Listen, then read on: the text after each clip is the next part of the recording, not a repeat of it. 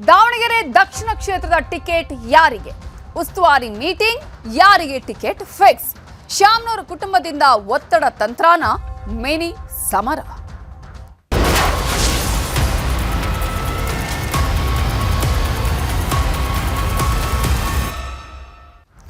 ಉಪಚುನಾವಣೆಗೆ ಕಾಂಗ್ರೆಸ್ ಅಭ್ಯರ್ಥಿಯನ್ನ ಆಯ್ಕೆ ಮಾಡಿರುವ ವಿಚಾರಕ್ಕೆ ಸಂಬಂಧಪಟ್ಟ ಹಾಗೆ ಉಸ್ತುವಾರಿ ಸುರ್ಜೇವಾಲಾ ಅವರ ನೇತೃತ್ವದಲ್ಲಿ ಮೀಟಿಂಗ್ ನಡೆಯುತ್ತೆ. 2 ಕ್ಷೇತ್ರಗಳ ಅಭ್ಯರ್ಥಿಗಳು ಇವತ್ತೇ ಫೈನಲ್ ಆಗುವ ಸಾಧ್ಯತೆ ಇದೆ. ಈಗ ಮೀಟಿಂಗ್ ಆರಂಭ ಆಗಿದೆ. ಉಪಚುನಾವಣೆಗೆ ಕಾಂಗ್ರೆಸ್ ಅಭ್ಯರ್ಥಿಯ ಆಯ್ಕೆಯ ವಿಚಾರವೇ ಕಾಂಗ್ರೆಸ್ಗೆ ಕಗ್ಗಂಟಾಗಿರುವುದು, ತಲೆಬಿಸಿಗೆ ಕಾರಣ ಆಗಿರುವುದು. ಯಾವುದೇ ರೀತಿಯಲ್ಲೂ ಮೀಟಿಂಗ್ಗಳ ಮೇಲೆ ಮೀಟಿಂಗ್ ಮಾಡಿದ್ರು ಒಂದು ರೀತಿಯ ಫೈನಲೈಸೇಷನ್ ಆಗ್ತಾ ಇಲ್ಲ. ಸೊ ಇದಕ್ಕೆ ಉಸ್ತುವಾರಿ ಅವರ ಆಗಮನವೇ ಆಗಿದೆ. ಈಗ ಮೀಟಿಂಗ್ ಅನ್ನು ನಡೆಸಲಾಗ್ತಾ ಇದೆ.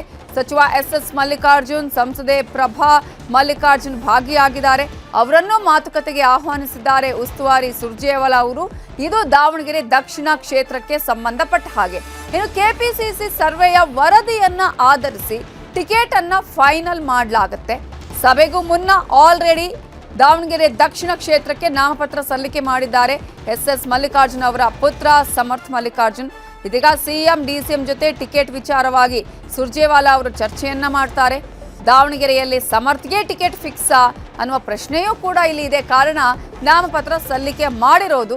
ಸೊ ಮೇಟಿ ಕುಟುಂಬದ ವಿಚಾರಕ್ಕೆ ಬಂದ್ರೆ ಬಾಗಲಕೋಟೆಯಲ್ಲಿ ಯಾರಿಗೆ ಹೈಕಮಾಂಡ್ ಮಣೆ ಹಾಕತ್ತೆ ಅನ್ನುವ ಕುತೂಹಲವೂ ಇದೆ.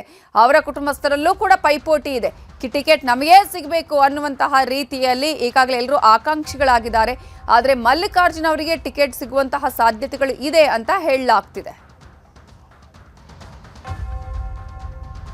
ಇದೇ ವಿಚಾರಕ್ಕೆ ಸಂಬಂಧಪಟ್ಟ ಹಾಗೆ ಇನ್ನಷ್ಟು ಡೀಟೇಲ್ಸ್ ಅನ್ನ ಕೊಡೋದಕ್ಕೆ ನಮ್ಮ ರಿಪೋರ್ಟರ್ ಕಾರ್ತಿಕ್ ನೇರ ಸಂಪರ್ಕದಲ್ಲಿ ಜಾಯ್ನ್ ಆಗಿದ್ದಾರೆ. ಕಾರ್ತಿಕ್, ಈಗಾಗಲೇ 2 ಕ್ಷೇತ್ರಗಳು, ಉಪಚುನಾವಣೆ ನಡೆದಿರುವಂತಹ 2 ಕ್ಷೇತ್ರಗಳಲ್ಲೂ ಕೂಡ ಕಾಂಗ್ರೆಸ್ಗೆ ಅಭ್ಯರ್ಥಿಗಳ ಆಯ್ಕೆಯದ್ದೇ ದೊಡ್ಡ ತಲೆಬಿಸಿ ಕಗ್ಗಂಟಾಗಿರುವಂಥದ್ದು. ಬಾಗಲಕೋಟೆಯಲ್ಲಿ ಫ್ಯಾಮಿಲಿಯೇ ಪಾಲಿಟಿಕ್ಸ್ ಆದರೆ ಅದರಲ್ಲೂ ಕೂಡ ದಾವಣಗೆರೆಯಲ್ಲೂ ಅಂಥದ್ದೇ ವಿಚಾರ. ಆದರೆ ಆಲ್ರೆಡಿ ಈಗಾಗಲೇ ಆಕಾಂಕ್ಷಿಗಳ ಸಂಖ್ಯೆ ದೊಡ್ಡದಿದೆ. ಇವತ್ತಿನ ಸಭೆಯಲ್ಲಿ ಅಭ್ಯರ್ಥಿಗಳ ಆಯ್ಕೆ ಫೈನಲ್ ಆಗುತ್ತಾ? ಯಾರಿಗೆ ಟಿಕೆಟ್ ಸಿಗುವ ಸಾಧ್ಯತೆಗಳು ಇದೆ ಕೆಪಿಸಿಸಿ ಸರ್ವೆ ಪ್ರಕಾರ? ನವಿತಾ ಜೈನ್, ಪ್ರಮುಖವಾಗಿ ಸುರ್ಜೇವಾಲಾ ಅವರು ಅಂದರೆ ಕರ್ನಾಟಕ ಕಾಂಗ್ರೆಸ್ನ ಉಸ್ತುವಾರಿ ಅವರು ಈಗ ಸಭೆಯನ್ನು ಮಾಡ್ತಿದ್ದಾರೆ. ಇವತ್ತಿನ ಈ ಸಭೆಯಲ್ಲಿ ಒಂದು ಚಿತ್ರಣ ಗೊತ್ತಾಗತ್ತೆ, ಯಾರಿಗೆ ಉಪಚುನಾವಣೆಯ ಟಿಕೆಟ್ ಅನ್ನುವಂಥದ್ದು. ಪ್ರಮುಖವಾಗಿ ಕೆಪಿಸಿಸಿ ಮಾಡಿದಂಥ ಸರ್ವೆಯ ರಿಪೋರ್ಟನ್ನು ಆಧಾರವಾಗಿ ಇಟ್ಕೊಂಡು ಸಿಎಂ ಮತ್ತು ಡಿಸಿಎಂ ಡಿ ಕೆ ಶಿವಕುಮಾರ್ ಅವರ ಒಂದು ಸಮ್ಮುಖದಲ್ಲಿ ಸುರ್ಜೇವಾಲಾ ಅವರು ಸಭೆಯನ್ನು ಮಾಡ್ತಾ ಇದ್ದಾರೆ.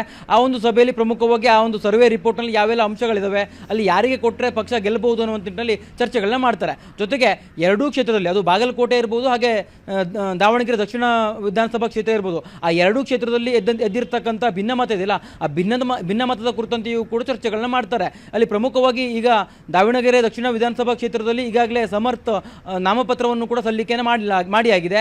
ಇದುವರೆಗೂ ಟಿಕೆಟ್ ಘೋಷಣೆ ಆಗಿಲ್ಲ, ಆದರೂ ಕೂಡ ಅವರು ನಾಮಪತ್ರವನ್ನು ಸಲ್ಲಿಕೆ ಮಾಡಿದ್ದಾರೆ. ಈ ಹಿನ್ನೆಲೆಯಲ್ಲಿಯೂ ಕೂಡ ಆ ವಿಚಾರವನ್ನು ಚರ್ಚೆ ಮಾಡುವಂಥ ಸಾಧ್ಯತೆಗಳು ಇರ್ತಕ್ಕಂಥದ್ದು. ಜೊತೆಗೆ ಸುರ್ಜೇವಾಲಾ ಅವರು ಇವತ್ತಿನ ಸಭೆಗೆ ಎಸ್ ಮಲ್ಲಿಕಾರ್ಜುನ್ ಮತ್ತು ಅವರ ಪತ್ನಿ ಸಂಸದೆ ಪ್ರಭಾ ಮಲ್ಲಿಕಾರ್ಜುನ್ ಅವರಿಗೂ ಕೂಡ ಆಹ್ವಾನವನ್ನು ಕೊಟ್ಟಿದ್ದಾರೆ ಅಂತ ಹೇಳಲಾಗ್ತದೆ. ಪ್ರಮುಖವಾಗಿ ಇವತ್ತಿನ ಈ ಒಂದು ಸಭೆಯಲ್ಲಿ ಎಸ್ ಮಲ್ಲಿಕಾರ್ಜುನ್ ಮತ್ತು ಪ್ರಭಾ ಮಲ್ಲಿಕಾರ್ಜುನ್ ಅವರ ಜೊತೆಗೆ ಸುರ್ಜೇವಾಲಾ ಅವರು ಸಿಎಂ ಸಿದ್ದರಾಮಯ್ಯ ಹಾಗೂ ಡಿಸಿಎಂ ಡಿ ಕೆ ಶಿವಕುಮಾರ್ ಅವರ ಸಮ್ಮುಖದಲ್ಲಿ ಯಾವ ರೀತಿಯಾಗಿ ಚರ್ಚೆನ ಮಾಡ್ತಾರೆ, ಒಂದೊಮ್ಮೆ ಅಲ್ಲಿ ಮನವೊಲಿಸುವ ಪ್ರಯತ್ನಗಳೇನಾದರೂ ಮಾಡ್ತಾರಾ? ಈಗಾಗಲೇ ಅವರ ಪುತ್ರ ಅಲ್ಲಿ ನಾಮಪತ್ರವನ್ನು ಸಲ್ಲಿಕೆಯನ್ನು ಮಾಡಿದ್ದಾರೆ. ಇಂಥ ಒಂದು ಸಂದರ್ಭದಲ್ಲಿ ಸುರ್ಜೇವಾಲಾ ಅವರು ಯಾವ ರೀತಿಯ ಸೂಚನೆಯನ್ನು ಕೊಡ್ತಾರೆ ಇವರಿಗೆ ಅನ್ನುವಂಥದ್ದು ಕುತೂಹಲ ಇರ್ತಕ್ಕಂಥದ್ದು. ಜೊತೆಗೆ ಈಗಾಗಲೇ ಅವರು ಸ್ಪರ್ಧೆ ಮಾಡುವಂಥದ್ದು ಖಚಿತವಾಗಿದೆ ಅನ್ನುವಂಥ ರೀತಿಯಲ್ಲಿ ಅವರು ನಾಮಪತ್ರವನ್ನು ಸಲ್ಲಿಕೆ ಮಾಡಿದ್ದಾರೆ.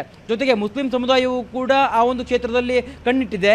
ನಮಗೆ ಟಿಕೆಟನ್ನು ಕಾಂಗ್ರೆಸ್ ವತಿಯಿಂದ ಕೊಡಲೇಬೇಕು ಅನ್ನುವಂಥ ನಿಟ್ಟಿನಲ್ಲಿ ಅವರು ಈಗಾಗಲೇ ಬಹಿರಂಗವಾಗಿ ಹೇಳಿಕೆಯನ್ನು ಕೂಡ ಕೊಟ್ಟಿದ್ದಾರೆ. ಜೊತೆಗೆ ಆ ಒಂದು ಟಿಕೆಟ್ಗಾಗಿ ಸಾಕಷ್ಟು ಪ್ರಯತ್ನವನ್ನು ಪಡ್ತಾ ಇದ್ದಾರೆ. ಜಮೀರ್ ಅಹಮದ್ ಮೂಲಕವಾಗಿ ಅಲ್ಪಸಂಖ್ಯಾತರು ಟಿಕೆಟನ್ನು ಪಡೆದುಕೊಳ್ಳೋದಕ್ಕೆ ಪ್ರಯತ್ನವನ್ನು ಪಡ್ತಾ ಇದ್ದಾರೆ. ಇನ್ನೊಂದು ಕಡೆ ಪುತ್ರನಿಗೆ ಟಿಕೆಟನ್ನು ಕೊಡಿಸಲೇಬೇಕು ಅನ್ನೋ ನಿಟ್ಟಿನಲ್ಲಿ ಎಸ್ ಮಲ್ಲಿಕಾರ್ಜುನ್ ಅವರು ಪ್ರಯತ್ನಗಳನ್ನ ಪಡ್ತಾ ಇದ್ದಾರೆ. ಇವತ್ತಿನ ಸುರ್ಜೇವಾಲಾ ಅವರ ನೇತೃತ್ವದಲ್ಲಿ ನಡೀತಾ ಇರ್ತಕ್ಕಂಥ ಸಭೆಯಲ್ಲಿ ಒಂದು ಅಂತಿಮವಾದಂಥ ತೀರ್ಮಾನ ಹೊರಬೀಳುವಂಥ ಸಾಧ್ಯತೆಗಳು ಇರ್ತಕ್ಕಂಥದ್ದು. ಜೊತೆಗೆ ಬಾಗಲಕೋಟೆ ವಿಚಾರಕ್ಕೆ ಬಂದರೆ ಮೇಟಿ ಕುಟುಂಬಕ್ಕೆ ಅಂತಿಮವಾಗಿ ಟಿಕೆಟನ್ನು ಘೋಷಣೆ ಮಾಡ್ತೇವೆ ಅನ್ನುವಂಥದ್ದನ್ನು ಸಿಎಂ ಸಿದ್ದರಾಮಯ್ಯನವರು ಈಗಾಗಲೇ ಬಹಿರಂಗವಾಗಿ ಹೇಳಿದ್ದಾರೆ. ಇವತ್ತು ಸುರ್ಜೇವಾಲಾ ಅವರ ನೇತೃತ್ವದಲ್ಲಿ ನಡೆಯುವಂಥ ಸಭೆಯಲ್ಲಿ ಆ ಒಂದು ಮೇಟಿ ಕುಟುಂಬದಲ್ಲಿ ಇರತಕ್ಕಂಥ ಮೇಟಿಯವರ 4 ಮಕ್ಕಳಲ್ಲಿ ಯಾರು ಅರ್ಹರು ಅನ್ನುವಂಥ ರೀತಿಯಲ್ಲಿ ಚರ್ಚೆಗಳಾಗ್ತವೆ. ಯಾರಿಗೆ ಕೊಟ್ಟರಲ್ಲಿ ಗೆಲ್ಲಬಹುದು ಅನ್ನುವಂಥ ನಿಟ್ಟಿನಲ್ಲಿಯೂ ಕೂಡ ಇವತ್ತು ಮಾನದಂಡಗಳನ್ನು ಆಧಾರವಾಗಿ ಇಟ್ಕೊಂಡು ಚರ್ಚೆಯನ್ನು ಮಾಡ್ತಾರೆ. ಈಗಾಗಲೇ 2 ಕ್ಷೇತ್ರದಲ್ಲಿ ಸರ್ವೆಯನ್ನು ಕೂಡ ಕೆಪಿಸಿಸಿ ಮಾಡಿಸಿದೆ. ಆ ಒಂದು ಸರ್ವೆ ರಿಪೋರ್ಟ್ ಇರ್ಬೋದು, ಜೊತೆಗೆ ಈಗ ಇತ್ತೀಚಿನ ರಾಜಕೀಯ ಬೆಳವಣಿಗೆಗಳು, ಜೊತೆಗೆ ಬಿಜೆಪಿ ಈಗಾಗಲೇ ಅಭ್ಯರ್ಥಿಗಳನ್ನು ಘೋಷಣೆ ಮಾಡಿರುವಂಥ ಕಾರಣಕ್ಕಾಗಿ ಆ ಅಭ್ಯರ್ಥಿಗಳ ಎದುರು ನಾವು ಯಾರನ್ನು ಅಭ್ಯರ್ಥಿಯಾಗಿ ಮಾಡಿದ್ರೆ ನಮ್ಮ ಪಕ್ಷಕ್ಕೆ ವರದಾನ ಆಗಬಹುದು, ಈ ಎಲ್ಲ ಅಂಶಗಳನ್ನು ಅಲ್ಲಿ ಉಲ್ಲೇಖ ಮಾಡಿಕೊಂಡು ಚರ್ಚೆನ ಮಾಡ್ತಾರೆ. ಅದಾದ ನಂತರದಲ್ಲಿ KPCCಯ ಕಚೇರಿಯಲ್ಲಿಯೂ ಕೂಡ 2 ಸಭೆಯನ್ನು ಸುರ್ಜೇವಾಲಾ ಅವರು ಮಾಡ್ತಾರೆ. ಪ್ರಮುಖವಾಗಿ ಬಾಗಲಕೋಟೆ ವಿಧಾನಸಭಾ ಕ್ಷೇತ್ರದ ಸಭೆಯನ್ನು ಮೊದಲನೇದಾಗಿ ಮಾಡ್ತಾರೆ. ಅದಾದ ನಂತರದಲ್ಲಿ ದಾವಣಗೆರೆ ದಕ್ಷಿಣ ವಿಧಾನಸಭಾ ಕ್ಷೇತ್ರದ ಸಭೆಯನ್ನು ಕೂಡ ಮಾಡ್ತಾರೆ. ಆ 2 ಸಭೆಯಲ್ಲಿಯೂ ಕೂಡ ಆಯಾ ವಿಧಾನಸಭಾ ಕ್ಷೇತ್ರದ ಚುನಾವಣೆಗೆ ಈಗಾಗಲೇ ನೇಮಕ ಆಗಿರ್ತಕ್ಕಂಥ ಸಮಿತಿ ಇದೆಯಲ್ಲ, ಉಸ್ತುವಾರಿ ಸಮಿತಿ, ಆ ಒಂದು ಉಸ್ತುವಾರಿ ಸಮಿತಿಯ ಸದಸ್ಯರು ಇರ್ತಾರೆ. ಜೊತೆಗೆ ಕೆಲವೊಂದಿಷ್ಟು ಸಚಿವರು ಕೂಡ ಅಲ್ಲಿ ಭಾಗಿಯಾಗಿರ್ತಾರೆ.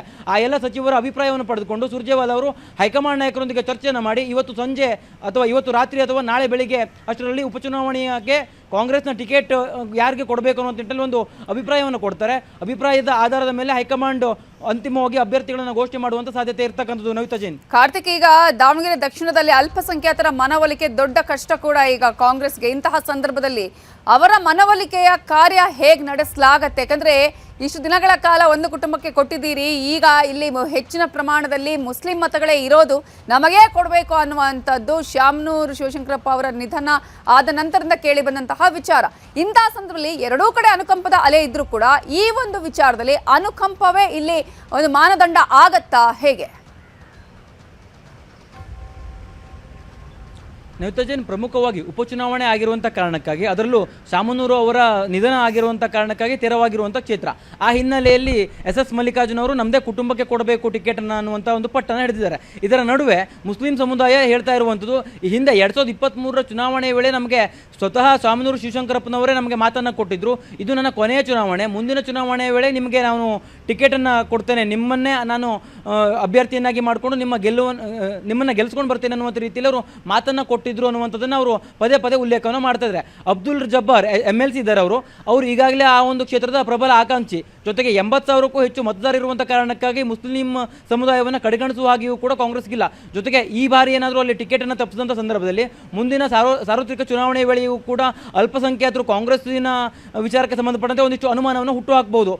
ಅಲ್ಪಸಂಖ್ಯಾತ ಸಮುದಾಯದಲ್ಲೂ ಕೂಡ ಆ ಎಲ್ಲ ಆ ಎಲ್ಲ ವಿಚಾರಗಳನ್ನು ಗಮನದಲ್ಲಿಟ್ಟುಕೊಂಡು ಕಾಂಗ್ರೆಸ್ ಹೈಕಮಾಂಡ್ ಯಾವ ರೀತಿ ನಿರ್ಧಾರವನ್ನು ತೆಗೆದುಕೊಳ್ಳುತ್ತೆ ಅನ್ನೋದನ್ನು ಕಾದು ನೋಡಬೇಕು. ಜೊತೆಗೆ ಇಲ್ಲಿ ಪ್ರಮುಖವಾಗಿ ಗಮನಿಸಬೇಕು, ಪ್ರಭಾ ಮಲ್ಲಿಕಾರ್ಜುನ್ ಮತ್ತು SS ಮಲ್ಲಿಕಾರ್ಜುನ್ ಅವರಿಗೆ ಸುರ್ಜೇವಾಲಾ ಅವರು ಬುಲಾವನ್ನು ಕೊಟ್ಟಿದ್ದಾರೆ. ಇವತ್ತು ಒಂದೊಮ್ಮೆ ಈ ಒಂದು ಸಭೆಯಲ್ಲಿ ಅಂದರೆ ಅಲ್ಪಸಂಖ್ಯಾತರಿಗೆ ಏನಾದರೂ ಟಿಕೆಟನ್ನು ಕೊಡೋಣ ಅನ್ನುವಂಥ ರೀತಿಯಲ್ಲಿ ಏನಾದರೂ ಚರ್ಚೆಯನ್ನು ಮಾಡ್ತಾರಾ, ಮನವೊಲಿಸುವಂಥ ಪ್ರಯತ್ನ ಮಾಡ್ತಾರೆ ಅನ್ನುವಂಥದ್ದನ್ನು ಕೂಡ ಕಾದು ನೋಡಬೇಕು. ಈಗ ಇರ್ತಕ್ಕಂಥ ಮಾಹಿತಿ ಪ್ರಕಾರ ಸಮರ್ಥನಿಗೆ ಅದಲ್ಲಿ ಟಿಕೆಟನ್ನು ಕೊಟ್ಟಂಥ ಸಂದರ್ಭದಲ್ಲಿ ಗೆಲುವು ಸುಲಭ ಅನ್ನುವಂಥದ್ದು ಈಗಿರ್ತಕ್ಕಂಥ ಸರ್ವೆಯ ರಿಪೋರ್ಟ್ನಲ್ಲಿದೆ. ಆ ಒಂದು ಕಾರಣಕ್ಕಾಗಿ ಸರ್ವೆಯ ಒಂದು ವರದಿಯನ್ನು ಆಧರಿಸಿ ಯಾರಿಗೆ ಟಿಕೆಟನ್ನು ಕೊಡ್ತಾರೆ ಅನ್ನೋದನ್ನು ಕಾದು ನೋಡಬೇಕು. ಒಟ್ಟಾರೆಯಾಗಿ 2 ಕ್ಷೇತ್ರದಲ್ಲಿಯೂ ಕೂಡ ಕಾಂಗ್ರೆಸ್ಗೆ ಟಿಕೆಟ್ ಹಂಚಿಕೆ ವಿಚಾರಕ್ಕೆ ಬಿಕ್ಕಟ್ಟು ಏರ್ಪಟ್ಟಿದೆ. ಅದನ್ನು ಯಾವ ರೀತಿಯಾಗಿ ಸುರ್ಜೇವಾಲಾ ಅವರು ಬಗೆಹರಿಸ್ತಾರೆ ಅನ್ನೋದನ್ನು ಕಾದು ನೋಡಬೇಕಾಗಿದೆ. ನವಿತಾ ಜೈನ್. ಥ್ಯಾಂಕ್ ಯು ಕಾರ್ತಿಕ್ ಈ ಕ್ಷಣದ ಅಪ್ಡೇಟ್ಸ್ಗೆ. ದಾವಣಗೆರೆ ದಕ್ಷಿಣ ಕ್ಷೇತ್ರದ ಕೈ ಟಿಕೆಟ್ ಕಗ್ಗಂಟು ಬಹಳ ಜೋರಾಗಿದೆ. ಒತ್ತಡ ತಂತ್ರಕ್ಕೆ ಮುಂದಾಯ್ತಾ ಶಾಮನೂರು ಕುಟುಂಬ ಅನ್ನುವ ಪ್ರಶ್ನೆ ಇಲ್ಲಿ ಎದ್ದಿದೆ. ಕಾರಣ ಟಿಕೆಟ್ ಇನ್ನೂ ಕೂಡ ಅನೌನ್ಸ್ ಆಗಿಲ್ಲ.